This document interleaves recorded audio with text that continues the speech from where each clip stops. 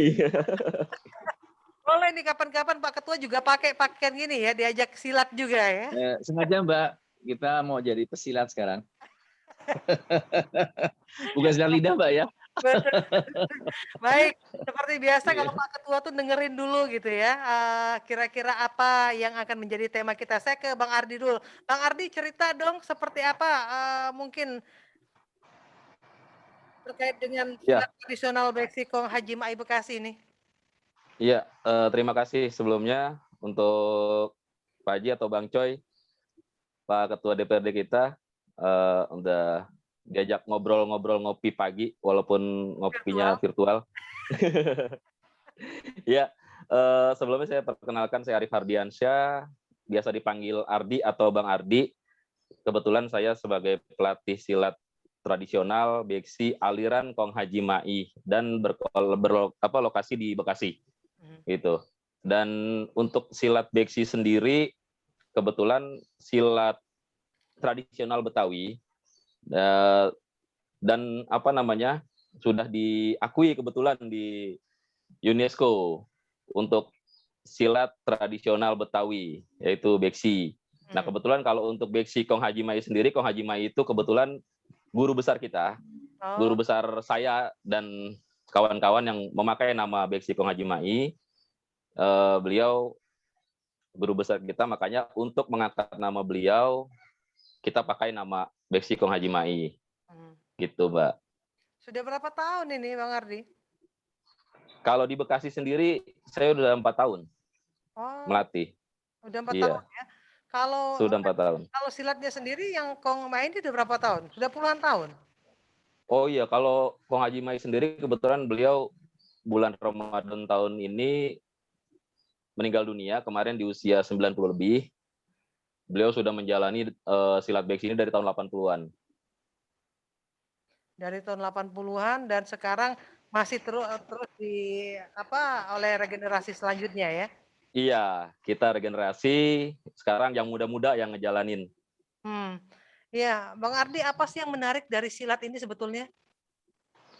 Ya, kalau silat itu kan sebenarnya bukan cuman bela diri ya, Mbak, ya. Ya, Bukan cuma bela diri, bukan cuma olahraga, tapi lebih ke spiritualisme dan seni gitu. Jadi ada spiritualnya juga, jadi mendekatkan diri kita juga sama Tuhan dengan Sang Pencipta gitu.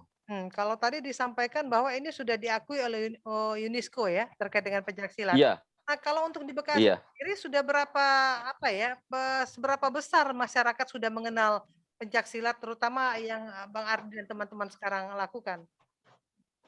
Oh, kalau secara luasnya di Bekasi sendiri sudah banyak, karena memang Bekasi sendiri terkenal dengan daerah yang banyak jago-jago silatnya. Mhm. Nah, untuk Beksi Kong Haji Mai sendiri yang saya bawa, alhamdulillah untuk di Bekasi kita saat ini ada di Kaliabang Nangka, Bekasi Utara, dan juga di Pondok Gede, Jatiwaringin. Nah, Mmm, itu alhamdulillah anggota kita yang aktif sekitar 80 orang rutin latihan setiap 3 kali dalam seminggu. oke. Dari usia berapa Bang Ardi biasanya mereka yang ikut latihan ini? Kalau dari murid-murid saya sih usianya rata-rata, mulainya dari usia 4 tahun ada, Oke. sampai pernah saya punya murid yang tertua 52 tahun. Oh, ngikutin di Bang Ardi ya? Iya. Nah, apa sih Bang yang menariknya dari, silat sehingga tadi usia 52 tahun pun mereka ingin ikut bergabung? Iya, kalau menariknya sebenarnya biasanya kan orang melihat dari, untuk bela diri gitu Ya, kan, terus ada olahraganya gitu. Nah, cuman di silat ini kan lebih yang tadi saya bilang, ada spiritualnya juga, ada seninya juga. Nah, di situ yang lebih bikin orang tertarik untuk mempelajari gitu. Dan ok. juga selain itu kan warisan budaya kita juga gitu kan. Nah, kalau untuk prestasi-prestasi yang selama ini atau event yang sudah diikuti oleh Bang Ardi dan teman-teman, apa saja? Nah, kebetulan kalau event kita pernah ikut di Festival Seni Golok Indonesia, Mhm. itu yang saat itu 2018 diadainnya, terus juga kita pernah ikut ini, pemecahan rekor muri bersama Isbi Jaya. Mmm. Pemecahan rekor muri, atraksi silat 24 jam nonstop. 24 jam nonstop ya? Iya. Berapa ini Bang Ardi? Kenapa? Tahun berapa ini? Tahun 2017 yang untuk rekor muri itu. Oke, ini luar biasa ya, sudah banyak juga prestasi-prestasi yang sudah ditorehkan oleh teman-teman. Nah, karena pagi ini kita bersama dengan Pak Ketua atau Bang Coy, kita juga ingin minta tanggapan dari Bang Coy dengan adanya seni silat tradisional begini. Pak Hairman, Iya Mbak Siva. ya, Pak tertarik ingin bergabung di silat ini? Wah, saya dulu Mbak, Ah, kalau boleh cerita, hmm, saya di Jepang itu mempelajari 2 seni bela diri Mbak. oke. Yang pertama judo, yang kedua kendo. Kalau judo itu berarti seni apa namanya, mengunci, membanting gitu ya. Hmm, Sementara kendo pakai semacam samurai yang kemudian diubah menjadi kayu yang kemudian dijadikan latihan, kita pakai baju kayak baju penahan gitu ya. Sehingga melihat pencak silat ini sungguhnya sesuatu yang sangat berharga sekali, di mana pencak silat ini kalau boleh kita jujur, dia merupakan akulturasi, yaitu percampuran budaya seni bela diri dari beragam aliran. Kalau boleh jujur juga, pencak Betawi pun mendengar ceritanya Bang Ardi ini, Bang Ardi, Pak. Bang Ardi, di mana Iya. kalau nggak salah Bang Ardi ini generasi ke-7 Bang ya, kalau dihitung dari pertama Iya. kali guru Kalau besarnya Bang urutan ya, dari betul ya, guru-guru, iya, betul iya, ya. Dan itu pun berasal dari Wing betul. Chun Bang ya, guru dari Iya, Cinanya Bang awal ya, mulanya. Iya. mulanya ya. Dan ini pun hampir Mbak Siva juga terjadi di berbagai perguruan, di mana terjadi pembauran antara bela diri dari luar, kebanyakan dari Cina, lalu kemudian terakulturasi dengan berbagai gerakan di lokal yang berkembang juga, sehingga kemudian muncullah berbagai aliran pencaksilat di Indonesia.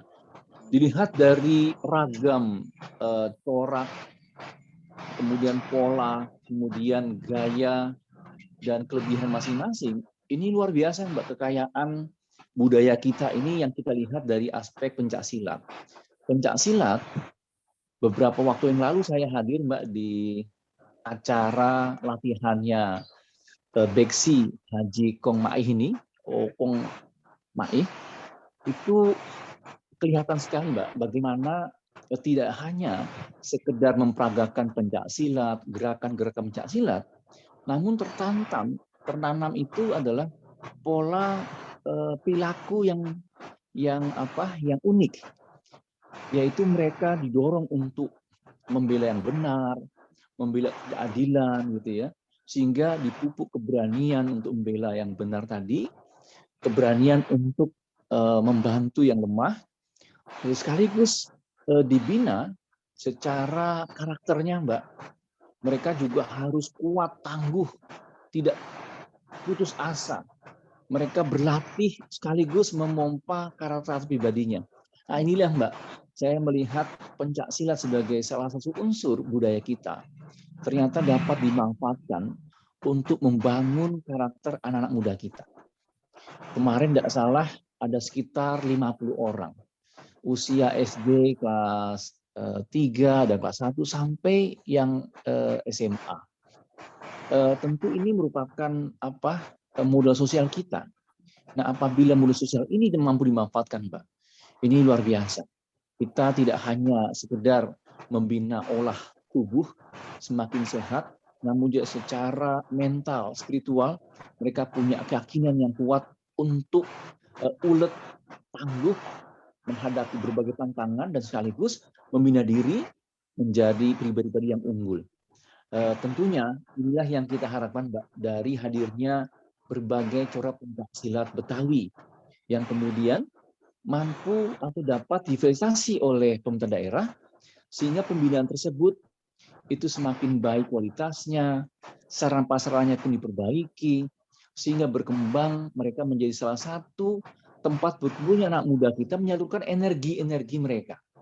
Nah, energi yang anak muda ini, Mbak Siva, terima kasih Bang Ardi yang sudah membina tidak hanya anak-anak namun juga pemuda, bahkan salah satu ketua FBR-nya Bang Ardi ya, itu menjadi salah satu murid dari Bang Ardi. Tentu ini menjadi salah satu peran bagaimana Ketua Jajaka Bekasi Utara, iya. Bekasi Utara ya. Itu Iya. juga menjadi Bang Umar, Bang ya. Bang Iya, Umar. betul. Ini juga kembali Mbak Siva, kita punya modal sosial. Kita punya orang-orang yang sungguhnya punya kepedulian dengan tidak hanya mewarisi seni budaya maupun bela diri Bekasi Betawi Beksi ini, namun juga mereka mudah-mudahan berkenan untuk berkontribusi untuk membentuk watak karakter anak muda kita yang semakin unggul di Kota Bekasi. Itu mungkin Mbak dari kami, Mbak. Oke, Bang Ardi, karena di sini ada Bang Choi dari teman-teman silat, ada yang mau disampaikan nggak? Pembinaan apa selama ini? Iya, mungkin kalau saya mewakili teman-teman pelatih dari silat tradisional khususnya, karena kalau kita bicara silat tradisional mungkin selama ini, karena memang kan kita untuk di Bekasi sendiri itu banyak beberapa perguruan silat tradisional memang yang belum masuk dalam IPSI ya. Jadi memang mungkin ke depannya harapan saya dan juga teman-teman pelatih silat-silat tradisional kepada Bang Choi ini sebagai Ketua DPRD Kota Bekasi mungkin perhatian lebih agar kita ini dapat menjalankan apa yang tadi Bang Choi juga bilang, mendidik anak-anak, mendidik karakter mereka supaya menjauhkan mereka dari hal-hal negatif gitu, bisa berjalan lebih baik lagi gitu. Ya terutama di fasilitas memang ya kemarin juga pas berkunjung Mbak Choi juga sudah menyaksikan sendiri kita masih memang agak minim di fasilitas gitu. Ya itu aja sih paling harapan dari saya mewakili para guru-guru pelatih silat tradisional di Kota Bekasi. Iya, Bang Ardi, kalau pembinaan terhadap para pelatih selama ini dilakukan seperti apa, Bang? Kalau pembinaan biasanya sih memang dipegang langsung oleh IPSI, IPSI Kota Bekasi yang diketuai oleh Pak Rahmat Malik. Kebetulan kalau perguruan saya sendiri sudah masuk anggota IPSI, cuman karena memang kita sifatnya tradisional, untuk perlombaan-perlombaan yang sifatnya nasional masih belum bisa masuk karena memang tidak ada fasilitas. Nah, kalau untuk pembinaan pelatih ada di IPSI Kota Bekasi. Nah, itu mungkin makanya bagaimana caranya agar silat-silat tradisional yang lain, perguruan-perguruan lain bisa masuk wadah itu gitu. Oke. Nah, Pak Ketua, ini kan tadi bicara di awal juga Bang Ardi sudah menyampaikan dan Pak Ketua tadi juga sudah sampaikan bahwa banyak filosofi sebetulnya yang diajarkan dalam pencaksilat ini. Nah, yang menjadi catatan dari Bang Ardi dan teman-teman terkait dengan perhatian pembinaan dan juga fasilitas terhadap silat di Bekasi. Seperti apa, Pak Ketua? Iya, Mbak Siva. Ini pencaksilat memang memadukan tidak hanya seni bela diri, olah keragaan kita, namun juga salah satu peran budaya kita. Ada palang pintu yang biasanya menghadirkan para pencaksilat. Ada pantun yang biasanya juga mengalir dengan camik gitu ya. Saat kita itu menyaksikan berbagai bentuk budaya yang sangat dekat dengan pencaksilat dan pasti menggunakan pencaksilat. Maka di sini Mbak, pembinaan ada dua Mbak. Yang pertama pembinaan itu melalui IPSI yang tentunya menjadi salah satu cabur binaan daripada KONI yang kemudian dibina langsung oleh Dinas Pemuda Olahraga. Nah, si lain dalam aspek budaya, maka mereka dibina Mbak itu oleh Dinas Budaya dan Pariwisata. Nah, dua dinas ini menggambarkan memang dua wajah dari seni bela diri pencaksilat kita. yang tadi sampaikan Bang Ardi, ternyata benar Mbak, masih banyak itu berbagai aliran pencak silat yang belum terdaftar di IFSI. Karena mereka masih kukuh dengan tetap mempertahankan keaslian dari warna pencak silatnya. Mereka belum masuk ke arah pembinaan oleh IFSI, tapi masih berjalan, Mbak. Beberapa yang pernah kami kunjungi itu bongkar kandang. Nah, bongkar kandang juga salah satu aliran yang berkembang dan sama, Mbak, mendidik anak muda untuk menguasai bela diri, karakter juga, dan saya melihat pelatihnya memiliki watak integritas yang sangat bagus. Nah, disinilah kemudian kita melihat tidak hanya sekedar dia menjadi olahraga, namun juga budaya. Nah, mudah-mudahan hari ini Mbak Syifa bisa didengar oleh berbagai para pihak terkait, sehingga pembinaan terhadap pencaksilat kita tidak hanya untuk melengkapi sarana-prasarana untuk berlatih, namun juga bagaimana mereka mampu mengembangkan kreativitas. Sehingga peran pencaksilat ini dalam berbagai budaya, pagelaran, festival, gitu ya, baik palang pintu, mungkin ada penampilan menarik, tanding yang akrobatik gitu ya, itu akan disuguhkan pencaksilat kita. Nah, mudah-mudahan kekayaan budaya kita yang luar biasa ini tidak hanya sekedar dia itu membina olahraga, mengembangkan kepribadian, namun juga mudah-mudahan ke depan, Mbak, salah satu sumber daripada daya magnet pariwisata kita. Nah, mengemasnya menjadi sebuah potensi ekonomi sehingga mendatangkan kemajuan dan kesejahteraan bagi para pegiat pencaksilat. Mudah-mudahan ini tema yang besar bagi kita, Mbak.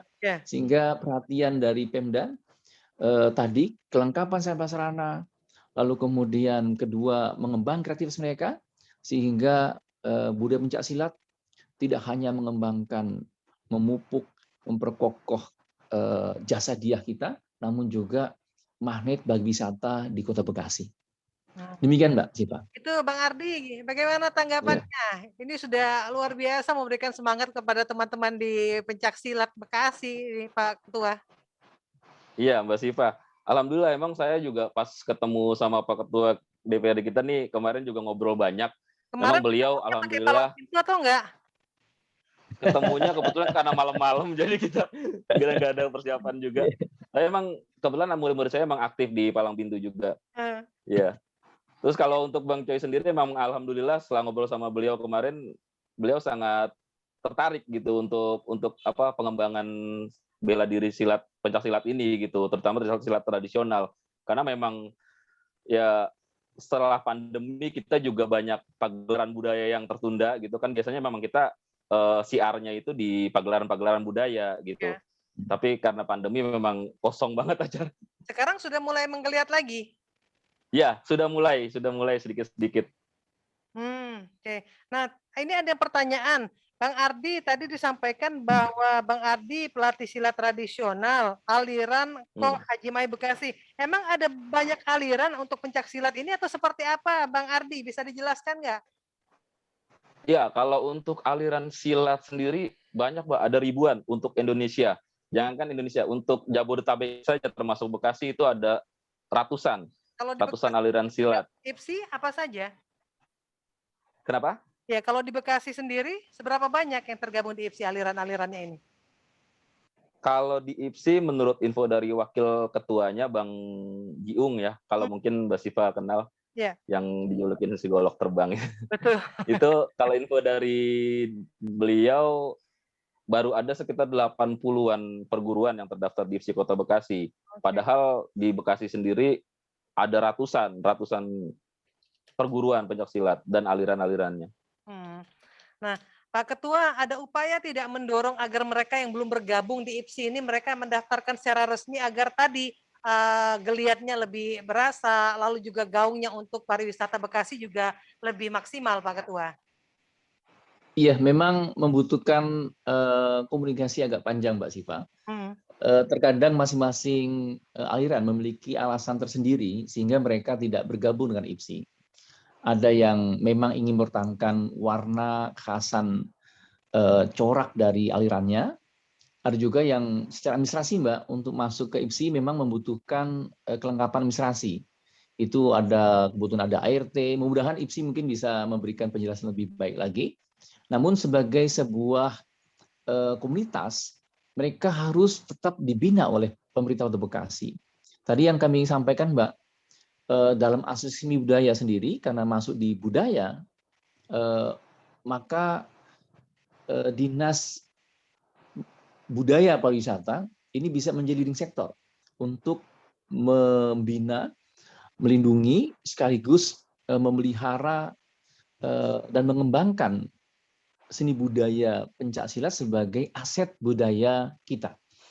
Dan tentunya ini perlu perhatian dalam arti apa yang perlu dikembangkan, apa yang dapat di backup oleh pemerintah kota, sehingga mereka tidak hanya sekedar latihan lalu kemudian meneruskan nilai-nilai alirannya tersebut kepada anak muridnya, namun tadi mereka diarahkan untuk menjadi salah satu komponen yang mampu berkontribusi langsung terhadap pengembangan budayanya, sehingga mereka semakin maju, anak muridnya punya kemampuan lebih baik lagi dibandingkan gurunya. Nah, pengembangan ke depan, Mbak, menjadi masyarakat yang lebih sehat, lebih kuat, dan bahkan berkarakter, itu kayaknya menjadi kepentingan kita di Kota Bekasi. Nah, mudah-mudahan pembicaraan di selanjutnya, Mbak, nanti dapat dipertajam untuk lebih mendalami lagi apa kurang lebih peran pemerintah dalam program-program kegiatan yang perlu disupport untuk bisa memajukan dan mengembangkan aliran-aliran pencaksilat di Kota Bekasi ini, Mbak Siva. Oke. Bang Ardi, terakhir mungkin kalau ada masyarakat yang ingin bergabung di pencaksilat ini, seperti apa dan di mana sih? Iya, kalau yang ingin bergabung dengan perguruan silat Beksi Kong Haji Mai Kota Bekasi, bisa datang langsung ke Masjid An-Nur 2, Kaliabang Nangka, Bekasi Utara. Iya, itu sekret kita. Dan kalau untuk di daerah Pondok Gedenya, Jatiwaringin, di Gamprit, daerah Gamprit, itu Jatiwaringin, bisa datang ke sana. Nanti bisa juga hubungin di IG kita. Kita punya IG, bisa tanya-tanya di situ, via Apa DM. IG-nya Bang Ardi? IG-nya Beksi HM Bekasi. Beksi HM Bekasi. Beksi HM Iya. Bekasi. Oh, luar biasa, ini sudah main Instagram juga teman-teman silat ya. Mengikuti perkembangan anak zaman now ya, Bang. Harus Mbak. Harus ngikutin gitu. Banyak tidak anak-anak yang milenial yang sekarang tertarik ikut silat? Alhamdulillah, murid-murid saya kebanyakan juga memang anak-anak yang milenial yang udah ngerti banget sosmed gitu kan, kalau bisa dibilang. Makanya ya udah, daripada mereka cuma sosmed nggak jelas permainan apa gitu, tapi ya udah kita ajak untuk lebih positif lagi dengan mengembangkan silat melalui sosmed juga gitu kan. Oke, ada perbedaan tidak sekarang dengan kondisi pandemi kemarin sama sekarang yang sudah mulai landai dalam sisi latihan juga mungkin? Oh iya, kalau dari sisi latihan alhamdulillah kita juga udah mulai banyak lagi yang hadir. Tadinya kan saat pandemi kita sempat off, terus udah mulai masuk PPKM level-level itu kita mulai berdatangan murid-murid, tapi masih belum banyak. Nah sekarang alhamdulillah udah mulai full lagi gitu. Jadi seminggu berapa kali latihan, Bang? Seminggu jadwalnya kita 3 kali, itu dibagi untuk yang dewasa, remaja, sama anak-anak. Oke, oh jadi dipisah ya? Iya. Iya, biasanya latihan jam berapa sampai jam berapa? Kebetulan kita memang latihan ngambil malam jam 8 Bada Isya sampai selesainya. Oke. Bang, ada ajakan tidak mungkin dan harapan baik itu untuk Bang Coy sendiri atau juga masyarakat dengan keberadaan pencaksilat Haji Mai ini? Iya, kalau harapan saya jelas dan ajakan untuk seluruh masyarakat, ayo kita lestarikan budaya kita, karena pencaksilat ini memang warisan dari nenek moyang kita, dari leluhur kita yang menjaga, siapa lagi gitu. Makanya tugas kita semua untuk menjaganya gitu. Jadi kalau ingin bergabung silakan datang langsung ketika saat latihan ya, bisa melihat-lihat juga di situ ya. Iya, latihan kita di malam Rabu, malam Minggu di Kaliabang Nangka, Masjid An-Nur 2, dan malam Seninnya di Jatiwaringin, Pondok Gede. Senin. Jadi kalau untuk anak-anak milenial di malam apa latihannya? Anak-anak mudanya? Anak-anak anak-anak karena biasanya kalau malam Minggu suka kelayaban ya, kita ambil malam Rabunya, Mbak. Baik, malam Rabunya. Bang Joy, sebagai Iya. perwakilan generasi milenial, malam Rabu diundang untuk ikut latihan bersama. Siap Mbak Siva. Latihan bersama. Kayaknya kalau udah latihan bisa encok-encok kayak ini. Bang Joy, terakhir mungkin ada yang ingin dipesankan kepada Bang Ardi dan teman-teman atau juga masyarakat Bekasi dengan keberadaan silat. Ya, terima kasih Mbak Siva. Mas Ardi, ini pencak silat dan komunitas pencak silat ini perannya sangat ditunggu. Menjadi bagian daripada bagaimana menumbuhkan masyarakat Kota Bekasi yang sehat, sekaligus memiliki karakter yang kuat dari anak-anak bahkan. Mudah-mudahan peran komunitas pencak silat Bekasi, baik yang tergabung dalam ISI maupun yang belum bergabung, tetap menjadi salah satu komponen modal sosial kita dalam membentuk Bekasi yang lebih hebat, yang mampu menumbuhkan para talenta-talenta masa depan Kota Bekasi. Mungkin demikian Mbak Siva. Terima kasih Mas Bang Ardi dan Mbak Siva. Iya, sama-sama. Data Pak yang Ketua, berbagi. terima kasih sudah bergabung bersama Terima kami. kasih. Bang Ardi, terima kasih juga kapan-kapan. Iya, terima kasih. Langsung di sana lihat teman-teman latihan ya. Ya, Mbak Siva, ditunggu. Maaf, Bang Ardi, kopinya masih kopi virtual ya. Waalaikumsalam. Iya. Iya, Mas Joy. Salam Bang Ardi. Iya, Mas. Salam. Bijak dan cerdas.